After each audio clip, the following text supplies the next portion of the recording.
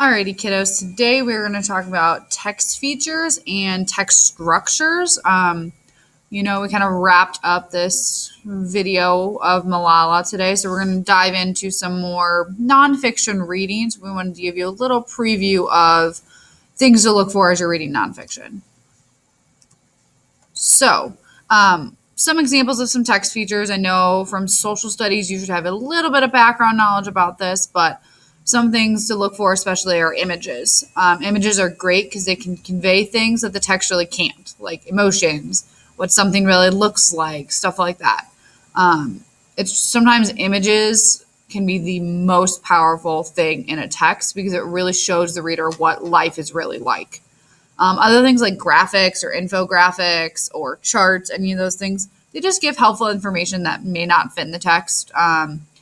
Statistics, numbers, any of those kind of things that would be a little bit too wordy to just have in text form. Other things like subtitles or subheadings or subhead, as some people call them. It's just basically a clue what the next section is about. They generally give the reader a little hey, look, this is what we're talking about next. And finally, captions. They really help explain the context of the picture. A lot of times you'll see a picture and you'll be like, I don't really know what this is talking about. So the captions are a great place to look and start thinking. The other thing we're going to talk about is text structures.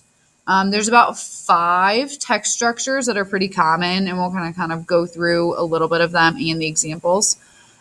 So the problem and solution is one text structure. So basically, the author will talk to us about a problem and how it could potentially be fixed. There could be a couple of solutions, there could be one solution, any sort of that stuff.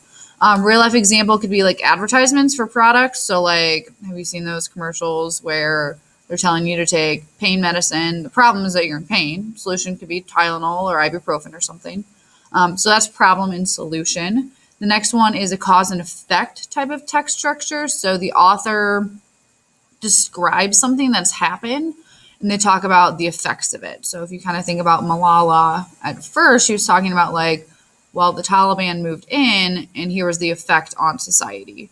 Another example could be like a newspaper article about a volcano eruption, which then had an effect on the tourism in the area. So that's cause and effect. Then we have compare and contrast. So the author basically is trying to tell you how two things are the same or two things are different or both.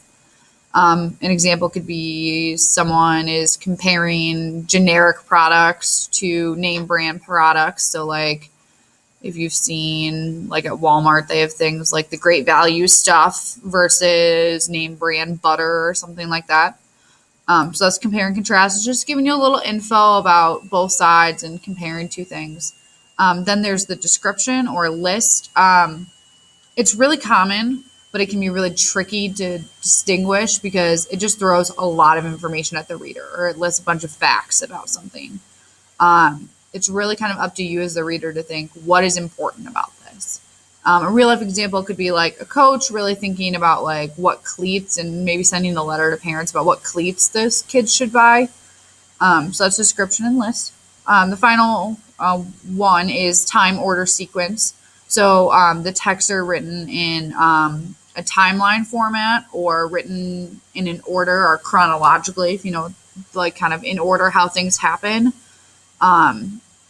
Typically things like recipes, directions, some events in history. So some nonfiction things like this is how the battle started, this is what happened next, this is how it ended, stuff like that.